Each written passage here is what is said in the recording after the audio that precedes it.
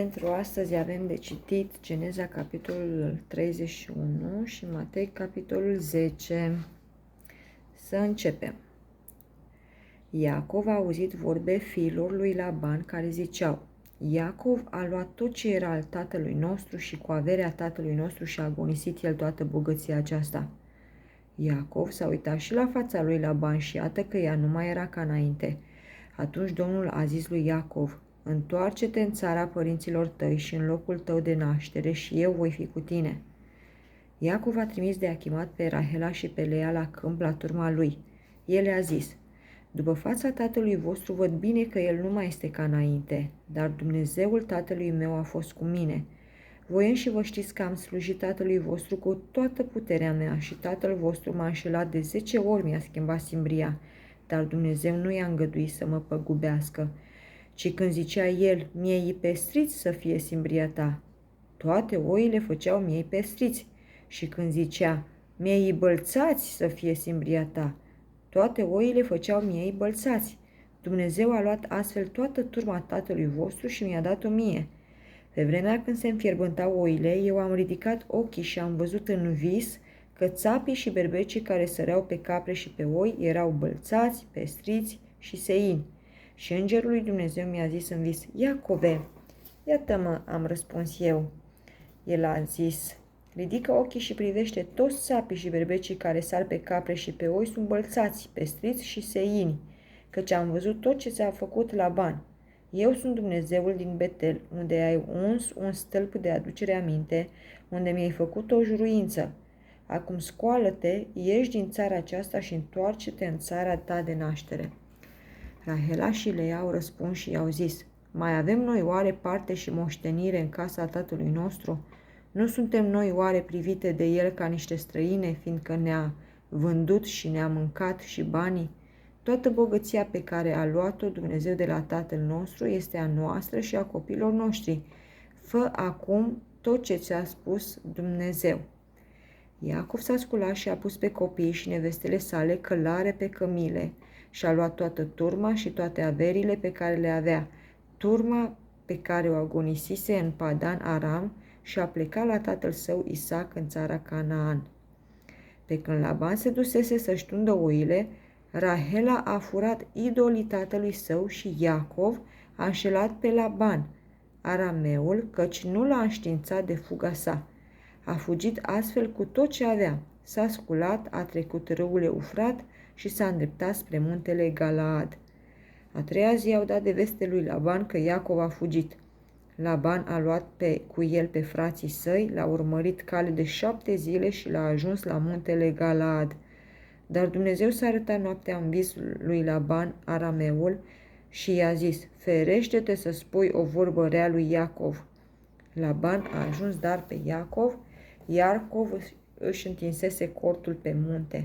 Laban și-a întins și el cortul cu frații lui pe muntele Galaad. Atunci Laban a zis lui Iacov: ce-ai făcut? Pentru ce m-ai înșelat și mi-ai luat fetele ca pe niște roabe luate cu sabia? Pentru ce ai fugit pe ascuns, m-ai înșelat și nu mi-ai dat de știre? Te-aș fi lăsat să pleci în mijlocul veseliei și al cântecelor în sune de timpane și a lăută. Nu mi-ai îngăduit nici măcar să-mi sărut nepoții și fetele, ca un nebun ai lucrat.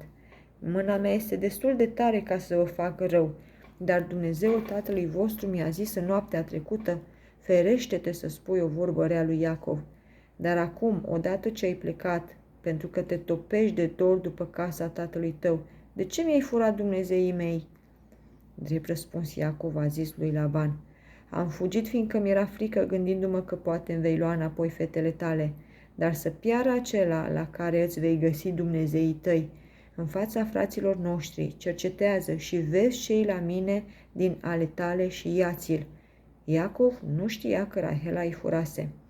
Laban a intrat în cortul lui Iacov, în cortul Leei, în cortul celor două roabe și n-a găsit nimic. A ieșit din cortul Leei și a intrat în cortul Rahelei. Rahela luase idolii, îi pusese sub samarul cămilei și șezuse deasupra. Laban a scotocit tot cortul, dar n-a găsit nimic.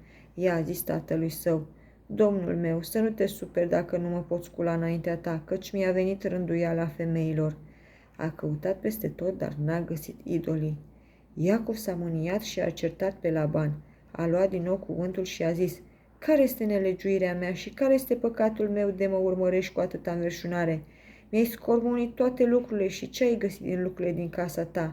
Scoală-te aici, scoate-le aici, înaintea fraților mei și fraților tăi, ca să judece ei între noi amândoi. Iată, am stat la tine 20 de ani. Oile și caprele nu ți s-au stârpit și n-am mâncat berbeci din turma ta. Nu ți-am adus acasă vite sfâșiate de fiară. Eu însumi te-am despăgubit pentru ele. Îmi cereai înapoi ce mi se fura ziua sau ce mi se fura noaptea. Ziua mă tupeam de căldură, iar noaptea mă prăpădeam de frig și îmi fugea somnul de pe ochi. Iată, 20 de ani am stat în casa ta, ți-am slujit 14 ani pentru cele 2 fete ale tale și 6 ani pentru turma ta și de 10 ori mi-ai schimbat simbria.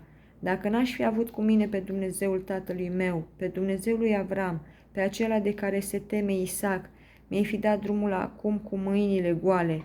Dar Dumnezeu a văzut suferința mea și ostenealea mâinilor mele și ieri noapte a rostit judecata. Drept răspuns Laban a zis lui Iacov: fiicele acestea sunt fiicele mele, copiii aceștia sunt copiii mei, turma aceasta este turma mea și tot ce vezi este al meu. Și ce pot face eu azi pentru fiicele mele sau pentru copiii lor pe care i-au născut? Vino să facem amândoi un legământ și legământul acesta să slujească de mărturie între mine și tine. Iacov a luat o piatră și a pus-o ca stâlp de aducere aminte.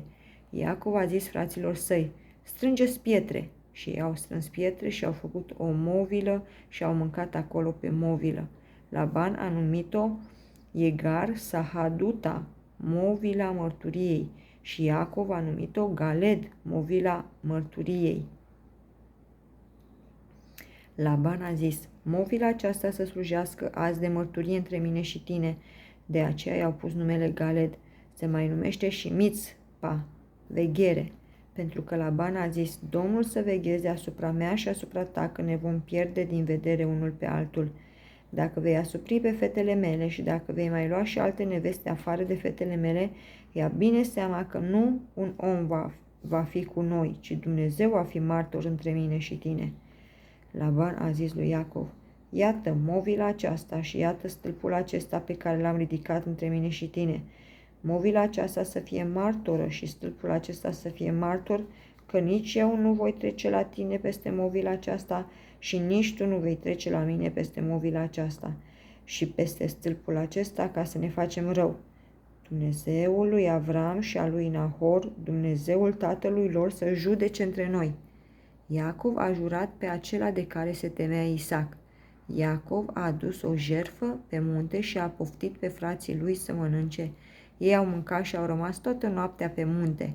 Laban s-a sculat dis de dimineață și a sărutat nepoții și fetele și a binecuvântat, apoi a plecat și s-a întors la locuința lui.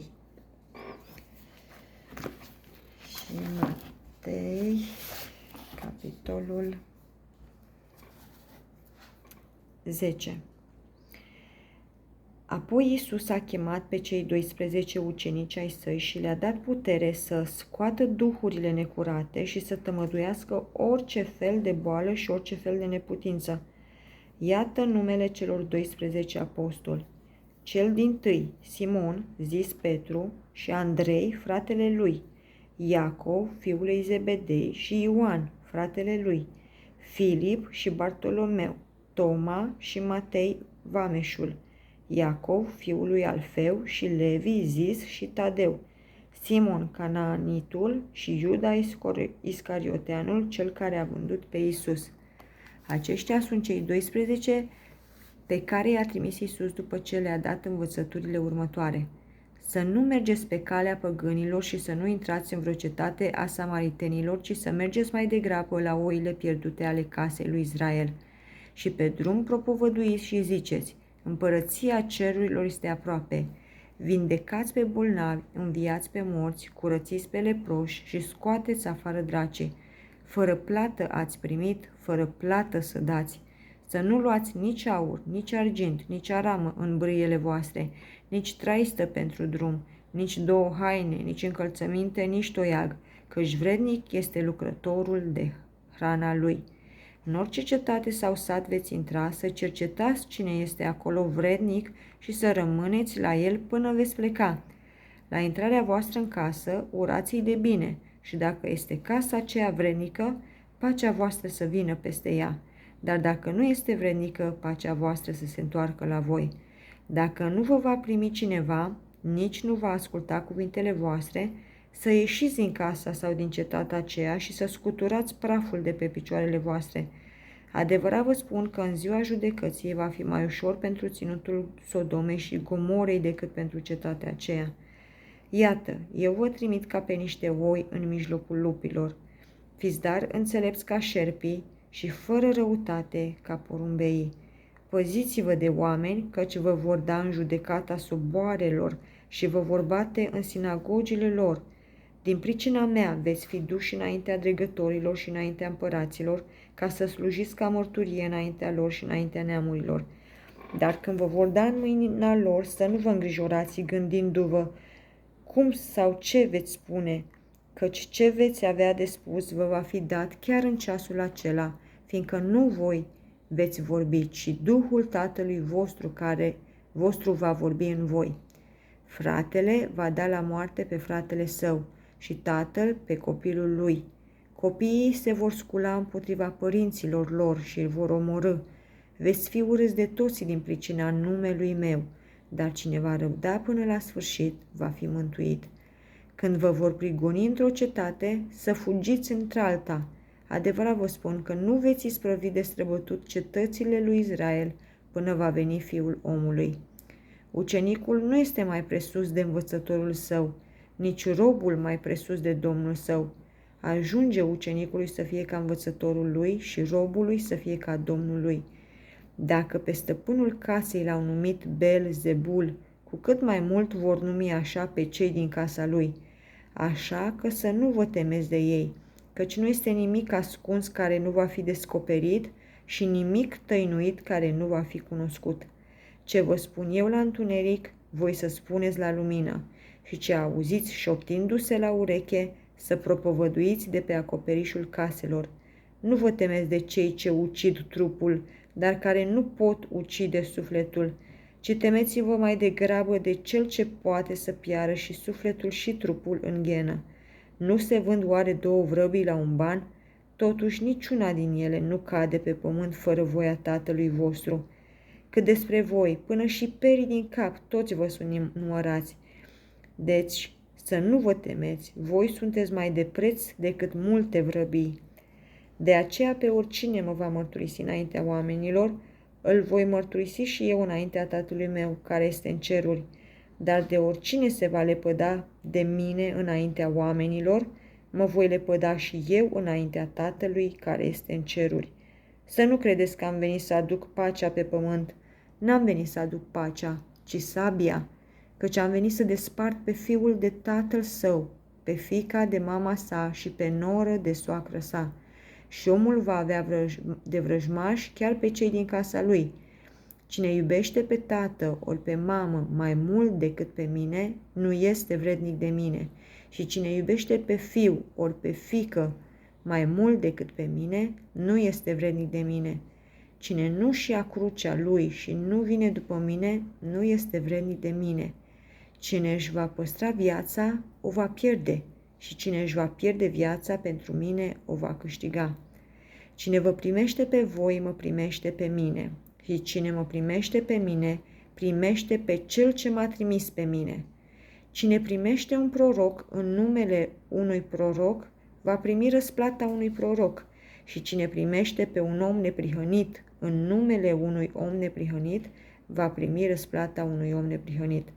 Și oricine va da de băut numai un pahar de apă rece unuia din acești micuți, în numele unui ucenic, adevărat vă spun că nu-și va pierde răsplata. Ce de învățături a dat Domnul Iisus ucenicilor și ne dă și nouă astăzi prin cuvântul lăsat scris